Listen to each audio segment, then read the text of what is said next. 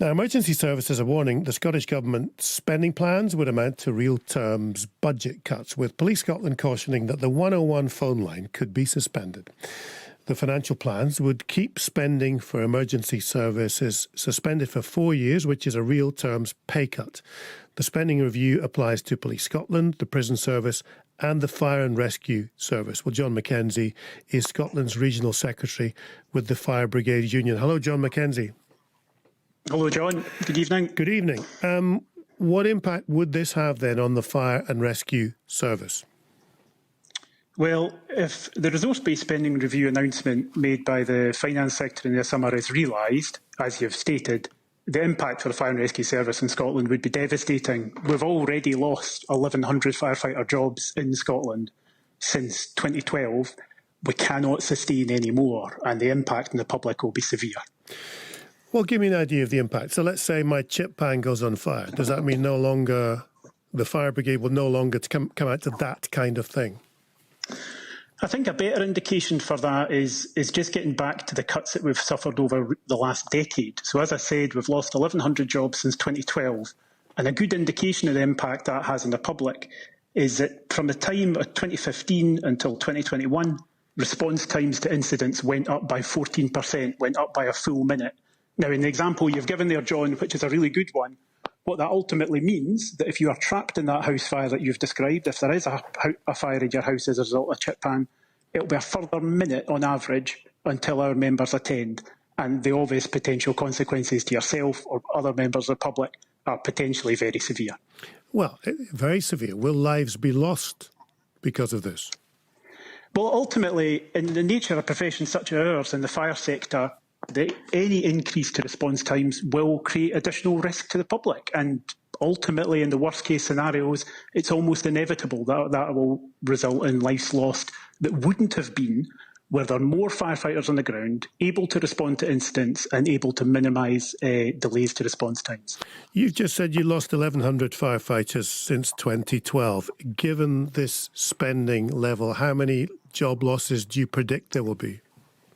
Well, the reality is, in the fire sector, to all extents and purposes, we've never come out of austerity. And, I mean, with the announcements from the Westminster Government, there's an indication that we could be looking at future years like that. In the Scottish context, as I'd said, ultimately, the budget freeze is predicted to be in place for another 5 years, as per Kate Forbes' announcement. We've effectively had a budget freeze for the past 10 years, and we've lost 1,100 jobs. Should we carry on a further freeze for the next 5 years, then inevitably we'll be looking at hundreds of firefighter jobs lost. And as we've discussed already, the impact of that on the public, for me and for our members, is unacceptable. I'm about to hear from the Justice Secretary, Keith Brown. What do you want to hear from the Scottish Government?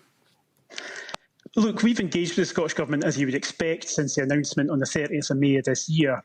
And they've listened to our concerns. But what we need now is we need those concerns to be addressed. So the Scottish Government have their budget announcement in December. We need to see that budget freeze rolled back. There needs to be funding in place to maintain, at the very least, the current services and offer for the service. From our perspective, the service needs significant investment, not real terms budget cuts. And that is what we would be expecting the Cabinet Secretary to be addressing. Look, to finish on that point, we're expecting 500 of our members to attend the Scottish Parliament, lobby the Scottish Parliament building tomorrow to protest against these budget freezes. And that will be a clear demonstration of how angry our members are, how serious this issue to them, and how they see the Scottish Government needing to face up to the threat and address those challenges. So you've got 500 firefighters going to the Scottish Parliament tomorrow, is that right?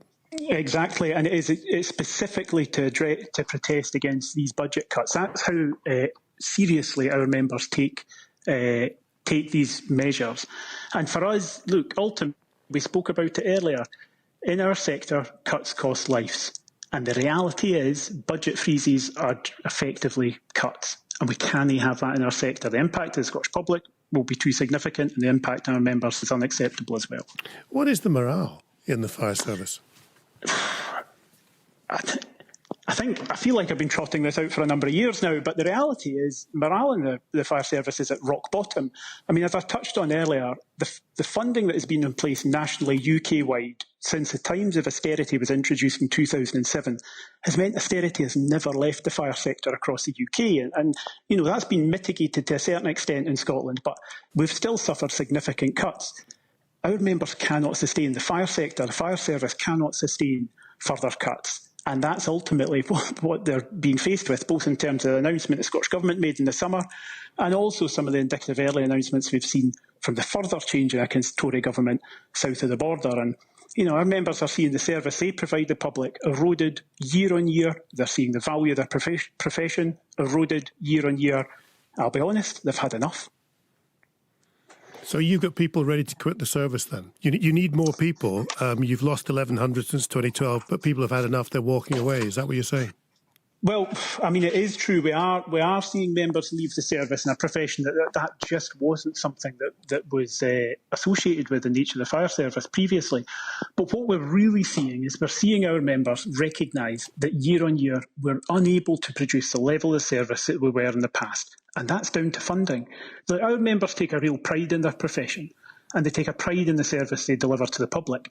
Seeing that eroded, seeing their ability to maintain that service is dispiriting for them. And that's why our members are so angry. Okay. And that's why we'll have 500 of them attending the Scottish Parliament building tomorrow. John McKenzie, thank you. Scotland Regional Secretary for the Fire Brigade Union.